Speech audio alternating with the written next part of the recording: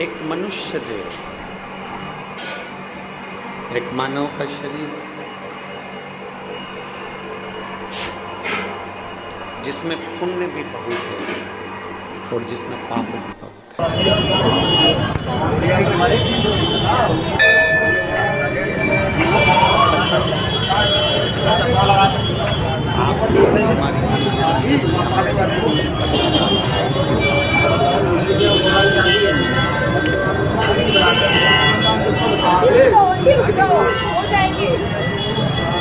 हम कितना पुण्य करें और हम कितना पाप करें।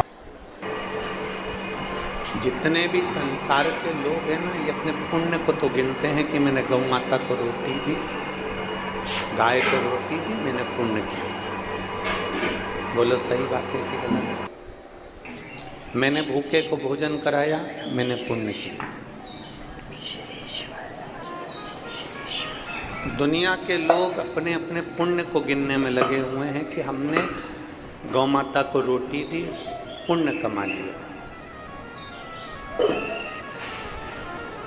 हमने कथा सुन ली, पुण्य कमा लिया।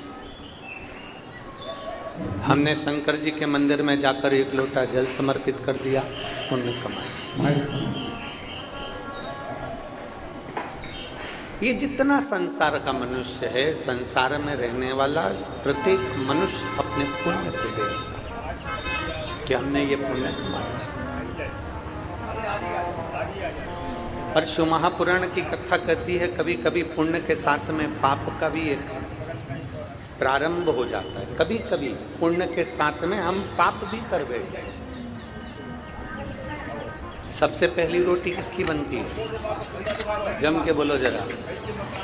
सबको मालूम है, जितने यहाँ बैठे हो परतवाड़ा में, और जितने आस्था चैनल पर सुन रहे हैं, जितने फेसबुक यूट्यूब पर सुन रहे हैं, जितने मोबाइल पर सुन रहे हैं, वो भी जानते हैं कि सबसे पहली रोटी गौ माता की बनती है।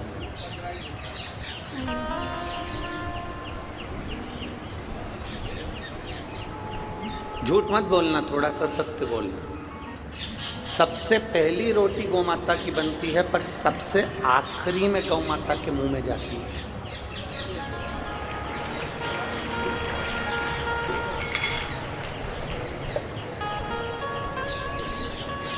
कोई कोई ऐसा होगा जिसके घर में पहली रोटी बनी और गाय के मुख में पहले ही चली गई, पर हम तो नहीं कह सकते।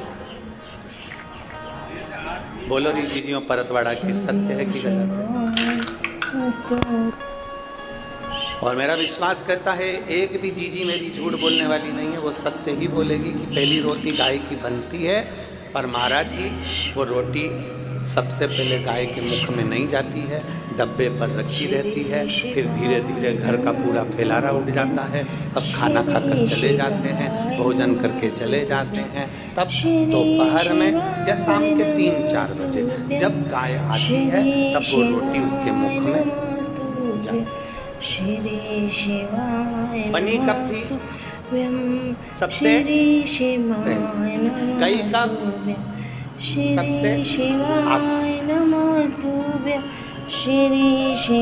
अब रोटी में चींटी हो गई, पानी पड़ गया, थोड़ी कड़ली ठट हो गई, थोड़ी सूख गई, उस पे जो सब्जी या शक्कर या गुड़ रखा था वो भी चींटियों ने घेर लिया। आखिरी में वो गौ माता के मुख में, बोलो जम के बोलो यार, मिलता है। पर वो गौ माता के मुख में आखिरी में गई। जैसे रोटी पहली बनी और आखिरी में गाय के मुख में गई, उसी तरह हमारा जीवन है।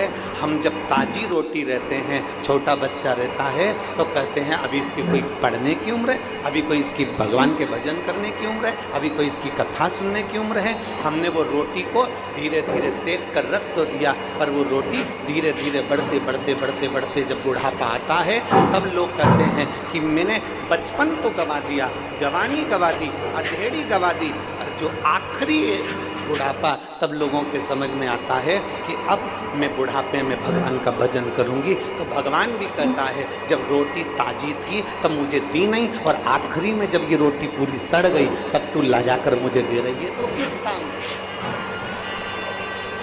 उस रोटी का मतलब है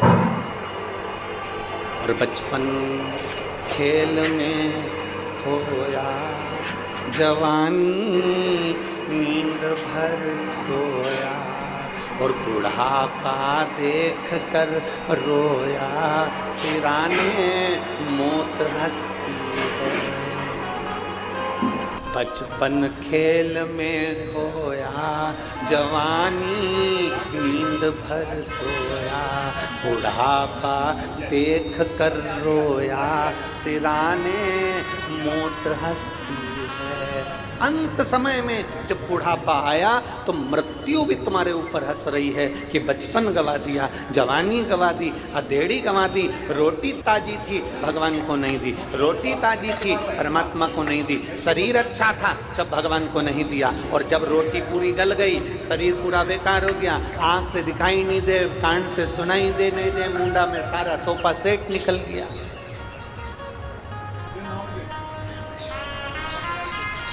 बत्तीस सोफा सेट थे, एक भी नहीं बचा, सारा निकल गया। किसी किसी ने तो नकली साजड़ का लगवा रखा, किसी किसी का सोफा सेट तो फ्रीज में कटोरी में रखा रहता। एक बार किसी का सोफा सेट बच्चे लोग जो झोली लेकर आते हैं उसमें किसी का दान में आ गया था।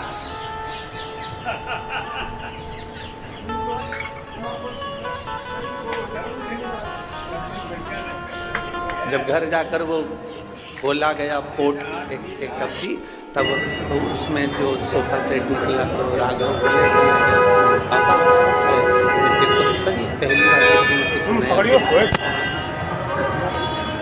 चलिए जो खोल के देखा तो उसमें पूरी बत्तीस पूरे दाम और बड़े बड़े विषय।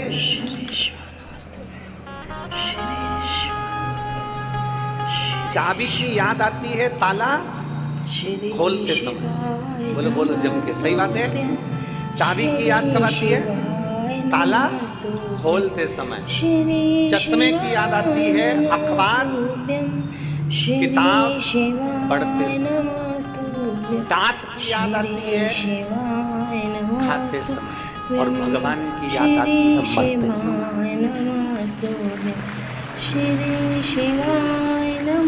अंत समय में याद किया जाता है परमात्मा को। अंत समय तो भी मेरा परमात्मा तुम्हें निभा लेता, तो भी कहता कोई बात नहीं। अंत समय प्रभु आना और वचन दिया,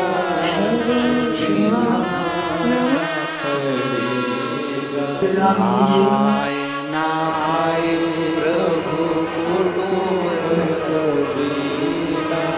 अंत समय